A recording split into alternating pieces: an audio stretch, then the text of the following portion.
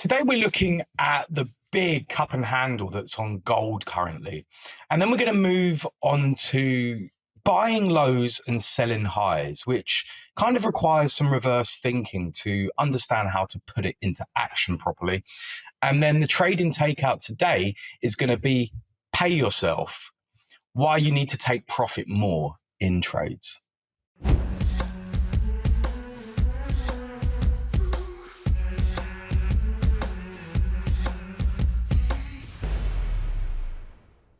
Now, the only way you can get the best trading insights, education, and analysis each day is if you're here every day. So hit subscribe so you can get your daily trading edge. A couple of weeks ago, I'd highlighted gold since I find it interesting to look at, but not necessarily something that I would actively deal in. But looking at the monthly chart, I just zoomed in here. If we go back to the monthly chart, I straight away noticed sort of this pattern going on. Right here. Okay. And there's a similar one that I spoke about yesterday on the NASDAQ. So we're at a very interesting time because really gold and the NASDAQ should move inversely, sort of. It should basically one's risk on, one's risk off, depending on the context of the market. But they're both looking similar. And let me just add that again just to refresh ourselves. So you can see here, it's on a bit of a different time scale, but you can see here how there's this sort of cup and handle. There's a big cup here and then a little handle forming. And we were mentioning the target could be up here. On gold, you can see the cup here. There was one, sort of dip that formed here, but this is it really forming here again. You've got the double top. You've got the cup and then the handle forming now.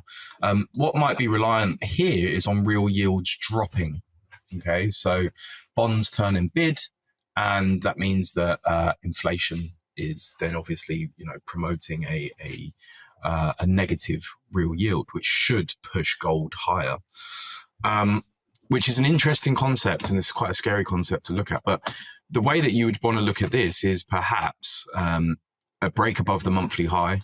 So here, previous month's high at 2010, with then a push for about $100 or so up into the highs, and then perhaps an even broader extension. This has been a 3 or maybe even near 4 year accumulation period. So all of this box here, if you like, you've got your springy bit here, which is like taking these lows out over the last 3 months of last year, and then the spring throughout this year. Now we're trading a little bit flatter, but again, another spring here as well.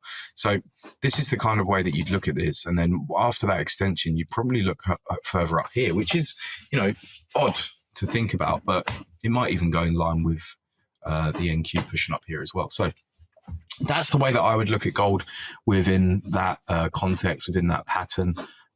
Naturally not financial advice, it's just something to highlight. So just have a look at what happens around this high here to 2010 roughly. So let's talk buying lows and selling highs and why it's quite important to understand this concept. Well, let's just take a euro dollar chart. I've just pulled this up very, very quickly. And let's take this specific range that has been created here. And actually, there's a perfect example of exactly what I'm talking about as well. Let's take this, okay? One thing you have to understand is that markets aren't trending about 70% of the time. So most of the time, they're going to be in mean reversion mode. And you can see pretty much exactly that here. This is only on a 5-minute chart. But even intraday, you see the same stuff happening. So you'll note here, there was a major low formed, big old spring to the upside. Obviously, lots of buyers came in because you can see that the velocity of the move here was pretty rapid, okay? What does that mean? Well, everything tells a story. And back here, you've probably got similar buyers looking to get back in, but you've also got people who are probably trying to sell that low thinking that it's going to go lower. Your job is to remember that most of the time the market is mean reverting.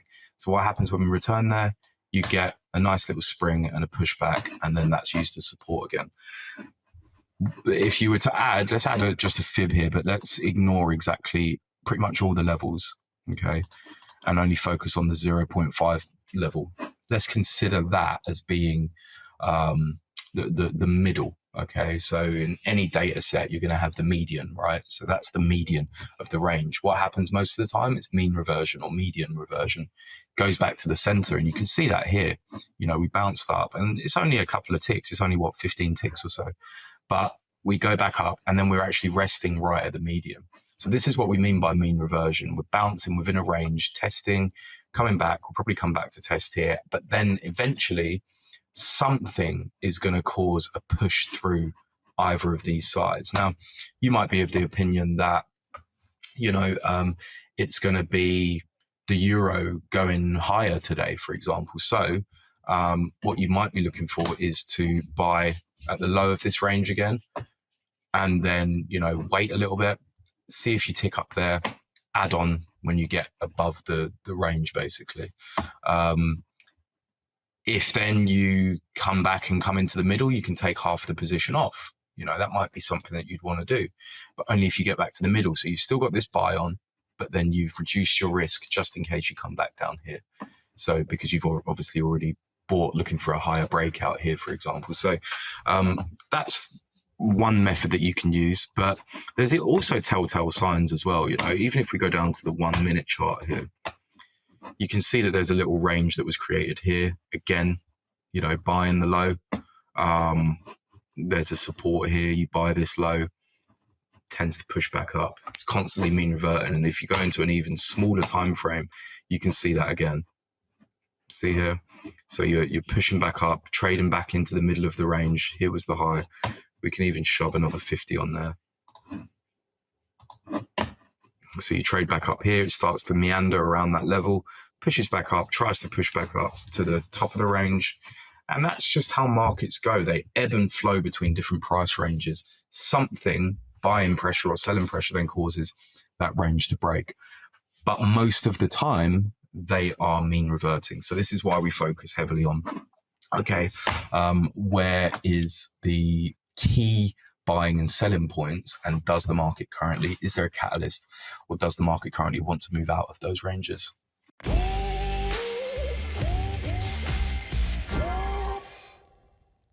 There's something that's really important in trading, and it's the concept of actually paying yourself. You can't do anything with unrealized gains effectively. So whenever I'm, advising newer traders, I'm saying to them, look, make sure that you're actually taking profit. And it doesn't necessarily matter how much at the start, just make sure you're chipping away at it, because eventually you're able to get to the position where you do get a home run, and then that adds up to your P&L. But for the most part, you're going to want to just be chipping away and making sure that you're taking bits here, bits there, because otherwise you're not accumulating anything. You're just, getting the emotional side of things. Oh, look, I've made this, but then, oh no, it's come back up. And on that point, you've got to make sure that you're not going to break even when you move your stop, okay? Because effectively, what you're doing is you're foregoing all of the profit that you've made to just say, oh, right, I'm happy just to have a risk-free trade. It's not risk-free because you're losing all of that stuff. So make sure that you are always chipping away. And if you do want to move your stop, move it into profit, even if it's only a tiny bit. Because you've got to ask yourself, and this is one thing that always crops up with the break-even stop movement, is would you close your position out and then re-enter right then? If not, then take profit, okay? And obviously you'd move your stop to where the break-even stop was in this hypothetical example. But if you wouldn't do that, then take profit and find another trade or re-enter elsewhere, or just basically never move your stop to break even.